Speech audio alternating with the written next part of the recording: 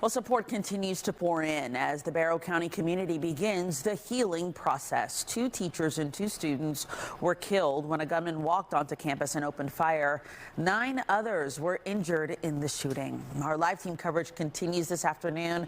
Fox 5 anchor Courtney Bryant joins us from Apalachee High School in Barrow County. And Courtney, it sounds like there's still so much activity there at the high school in light of this huge investigation. That's right, Christine. A lot of activity, but obviously no class in session today, a day when students should be on their 4th or 5th week of classes resuming after the summer break.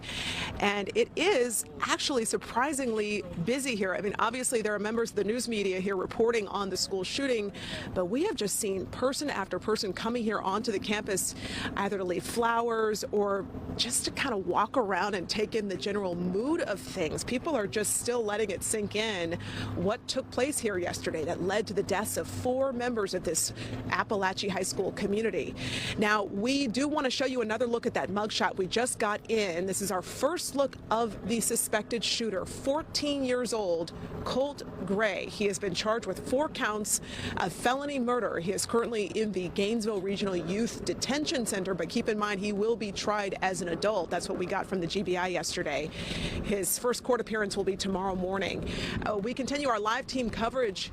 Our Angelique Proctor spoke with neighbors of the victims, but we begin with Eric Perry. And Eric, just a few minutes ago, we heard from a student you spoke with who witnessed the shooting. It actually happened in his classroom. Let's walk through that. Yeah, Courtney, I mean, it was really chilling to hear. I mean, this student saw the gunman burst through his door, pointed the gun at him, and he knows the 2 victims. He says both of them were in his algebra class. You mentioned earlier, I was out here 9 o'clock this morning, 9:30 this morning, and since then there has been a steady stream, a steady flow of people walking through here with flowers, balloons, as they come together as a community. We do want to set the table. We know it's difficult to hear, but this is what we understand from law enforcement to have happened yesterday here at the scene. Let's take you to some video here.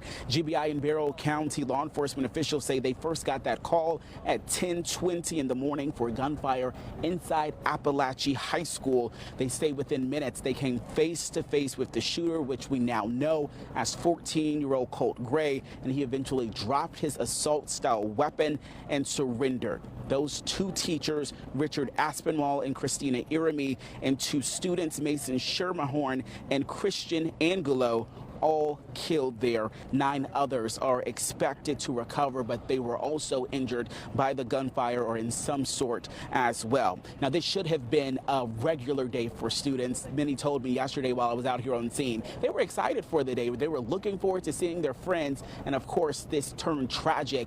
We do want to introduce you again to a character. He doesn't want to show his face or his name, but he wants to share his story. He was in that classroom when Colt Gray came in, pointed a gun, and shot several of his classmates in algebra class. Take a listen. And after 3 hits, the door flew open, and all I saw was, when I turned around for a few seconds, was a figure with like a pretty large gun aiming at all the students. And all I could think right in that second was to duck. So I jumped under my desk, and he started shooting at the class and only did it for like a few seconds before he went to the next class. Some of the girls were yelling because they got shot in the arms and legs. So the teachers started like, I took my hoodie off to help one of the teachers like block a wound on one of the students so they would stop bleeding so much. Yeah, he should have been learning algebra, not helping his bleeding classmate, but everyone was coming together in those terrified moments. Of course, school canceled for this district for the rest of the school year here. We're also learning that the suspect is due in court tomorrow morning at 8:30. And Courtney, I just want to also mention this as well.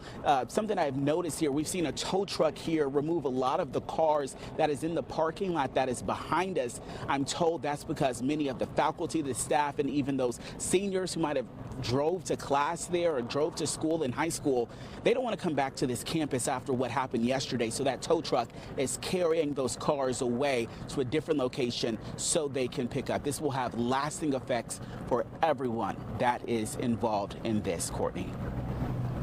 Yeah, completely understandable why you wouldn't want to return to the scene of what happened here just a day later. Eric, did you get a sense from the student that he was either familiar with the suspect or that he had even met him or recognized him?